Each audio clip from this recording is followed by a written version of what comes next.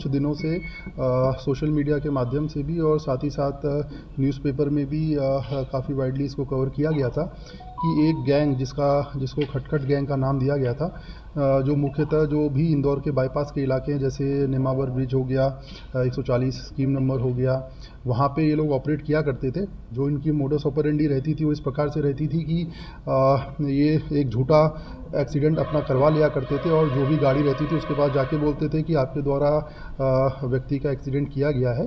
तत्पश्चात जब आदमी बाहर निकलता था तो इनके काफ़ी और दोस्त भी बगल में छुपे हुए रहते थे, जो चाकू और हथियार के साथ आके अड़ीबाजी करके एक्सटॉर्शन करके जो कंसर्न आदमी रहता था उससे पैसा चुरा के ले जाया करते थे। तो इस प्रकार इन्होंने थाना आज़ाद नगर के अंदर 2 घटनाओं को अंजाम दिया और साथ ही साथ हमारे द्वारा इस पूरे ही प्रकरण में सभी डीसीपी से भी बात की गई है और क्योंकि ये प्रकरण बाईपास में और भी जगह हुए हैं तो सभी से जानकारी इस विषय में मंगाई भी जा रही है। तो हमारे द्वारा इस खटखट गैंग जो काफ़ी समय से सोशल मीडिया पे भी एक्टिव थी, साथ ही साथ वाइडली न्यूज़पेपर ने भी कवर किया था, इसमें कुल हमारे द्वारा 5 लोगों को राउंड अप कर लिया गया है। 2 गैंग इसमें मुख्य तौर से, एक जो खजराना से ऑपरेट करती थी और एक 3 इमली से ऑपरेट करती थी। दोनों गैंग के मेंबर हमने इसमें राउंड अप कर लिए हैं। इनके द्वारा चूँकि ये लोग या तो कैश, अगर किसी के पास कैश मिलता था तो उससे कैश ले लिया करते थे, अन्यथा फ़ोन पे के माध्यम से या डिजिटल पेमेंट के माध्यम से अपने बैंक अकाउंट में पैसा ट्रांसफ़र करवा लिया करते थे। उसके पश्चात इनका एक कियोस्क की दुकान का भी एक एजेंट था जो इनके संपर्क में था, जिसके द्वारा एक कैश तुरंत उसको पैसा ऑनलाइन ट्रांसफ़र करके उससे भी कैश ले लिया करते थे। इस पूरे ही प्रकरण में कियोस्क वाला अभी फ़रार है। बाकी इसके दोनों गिरोह के टोटल 5 आरोपी हमारे द्वारा इसमें राउंड अप कर लिए गए हैं। सर, कुछ पकड़े गए आरोपी ने वो जानकारी दी कि ये कहाँ से इस तरह का आइडिया आया था कि इस तरह से लूटा जा सकता है या धोखाधड़ी की जा सकती है? देखिए, अभी जैसे कि हमने आपको बताया कि इस पूरे ही विषय के अंदर अभी हमने उनको राउंड अप कर लिया है। अभी हमारे द्वारा माननीय न्यायालय से उनका पीआर लिया जाएगा।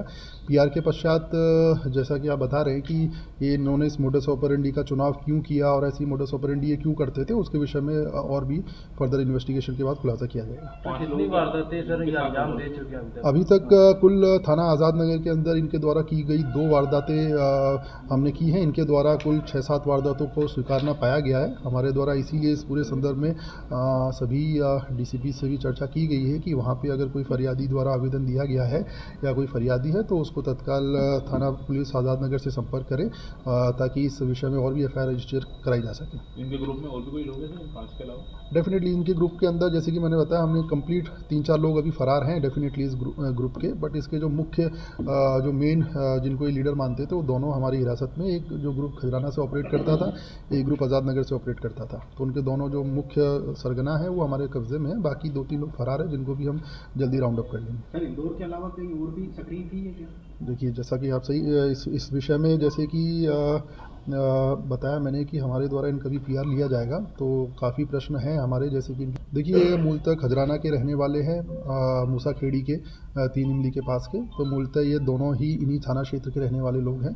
और इसके अंदर जो, जैसा कि मैंने बताया, जो 2 गैंग ऑपरेट कर रही थी, जो इनसे प्राइमा फेसाई हमने जब इन्वेस्टिगेशन किया तो 2 गैंग का होना पाया गया और उस गैंग के सभी सदस्यों को हमने पकड़ लिया। 4 फरार हैं अभी, जिनको भी हम कुछ ही समय में राउंड अप कर लेंगे। सर, कोई बंदूक बरामद है इनके पास? हाँ भैया, इनके पास मोबाइल के अंदर जो, क्योंकि जैसा कि मैंने बताया, इनके द्वारा कैश उनकी पहली प्राथमिकता कैश रहती थी। दूसरी प्राथमिकता, अगर कोई कैश नहीं दे पाता था तो ये फ़ोन पे से भी ट्रांजैक्शन कर लेते थे। तो हमारे पास इनके मोबाइल का जब डेटा एनालिसिस किया तो 75,000 रुपये का हमारे पास इनका कैश का ट्रांजैक्शन, ऑनलाइन ट्रांजैक्शन भी हमको मिला है। बाकी इनसे कैश भी हमने सीज़ किया। तो जो कियोस्क सेंटर है जो एक ही है या अलग अलग तरह के जो सेंटर? फिलहाल नॉर्मली अभी इनका द्वारा एक ही कियोस्क सेंटर के विषय में बताया गया है। नॉर्मली भी ये ज़्यादा लोगों को टच नहीं करते थे गोपनीयता बनाए रखने के लिए। तो फिलहाल अभी एक ही कियोस्क सेंटर का नाम आया है। फर्दर विवेचना में और खाता है तो उनको भी डेफिनेटली, जैसा कि आप सबको पता ही, हमारे द्वारा बैकवर्ड ट्रेसिंग करके सभी को आरोपी बनाया जाता है जो किसी ना किसी वे में क्राइम को सपोर्ट करते हैं या क्रिमिनल को शरण देते हैं। जैसा कि मैंने बताया, 75,000 का हमारे पास अभी ट्रांजैक्शन हमको मिला है उसके अंदर, अकाउंट के अंदर। और जैसे कि हमने सभी से अभी पूछा भी है, सभी डीसीपी से, कि और थानों वार भी कि आज़ाद नगर को कृपया संपर्क करें अगर आपके यहाँ पे ऐसा कोई भी फरियादी है या कोई आवेदन थाने पे किसी द्वारा दिया गया है तो। सर, गैंग तक कैसे पहुंची थी?